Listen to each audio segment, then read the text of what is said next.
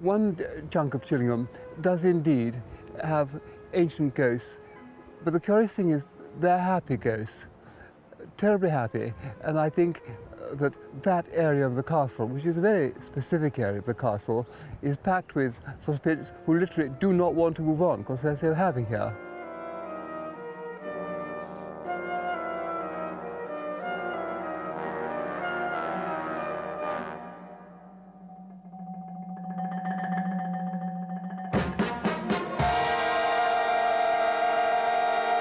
I live in the castle and I have a due passion for it. The castle has been through the whole of English history, really.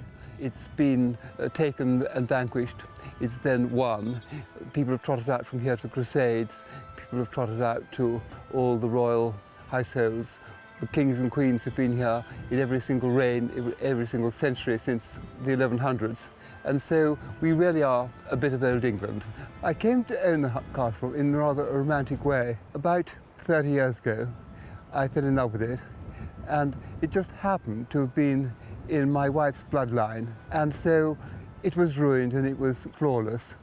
And my own family had hoofed me out from our world. And so I was looking for somewhere romantic. And I put on roofs and floors to castles before, and so that was just perfect for me. It was God sent for me. That's how I got it. And weddings, well, rather like birds wheel around at the same time, and suddenly they move, you don't quite know why, you know. Suddenly all houses were taking to weddings and fighting amongst each other to give a better wedding, and we joined that flock really. And our weddings, they're very, very different from other people's, because some people, I think we're ghastly because we don't have the Holiday Inn feel. We don't have the gym and the sauna. But other people love us because we're a sort of chunk of history and something a bit different. But there's a price for everything, and if it's a nasty rainy day, we're not the ideal. But if we're a lovely day, it's as perfect as can be. And I love people coming here because when they come here for weddings, they come back for their remembrances, and they send their friends here, and all that's very happy for us. How is the wedding organised here and use of the building? Really, it depends on what people need. Sometimes we have just people with their own family only, and then we can have sort of dinner in one of the long galleries, and that's very atmospheric and they're very happy. Sometimes we have 100 or so people, and they can feed in our minstrels' hall or our great hall. This is the minstrels' hall.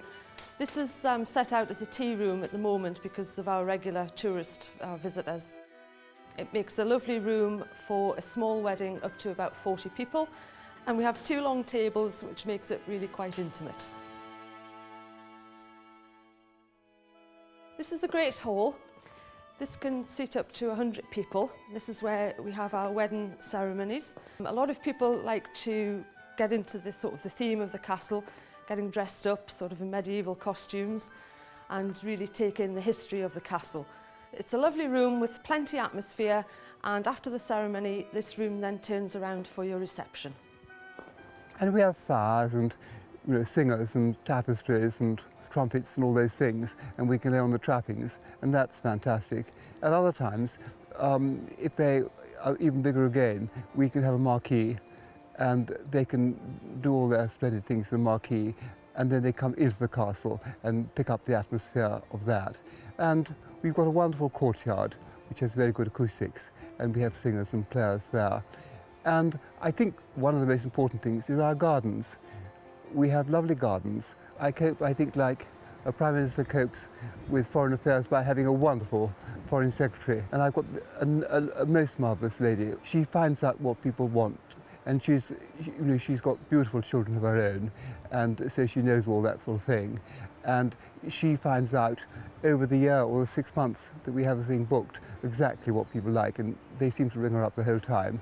And she finds out if you want a 4-course meal or a 6-course meal, or if you want sandwiches on the side, and she looks after your individual interests. And so whether you want a ball or whether you want to go out in the hills, Julie sorts that out, and you talk to Julie, and you'll see what I mean. I think we get the more romantic people, that they come from all walks of life. I pick up these people sometimes.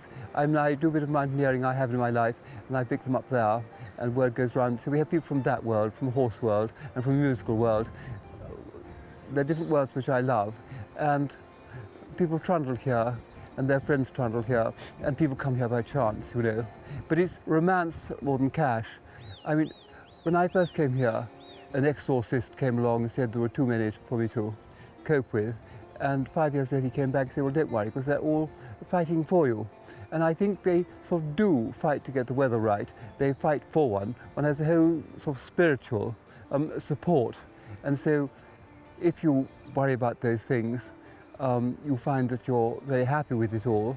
And if you don't worry about those things, well, you just have a beautiful house. My ghostly goings-on are purely supportive ones. I mean, I haven't been frightened out of my pants by chuntering people with chains. It's always been hugely helpful, and curious coincidences that sort of couldn't happen without that aspect of it all. So I've been nothing but encouraged if I have alarm bells ringing because of no tourists or no this or no that. I almost feel they're going to come and help. If I get attacked by the revenue or whatever, I feel they'll shrivel into their graves early. That sort of thing. I have a great faith in them.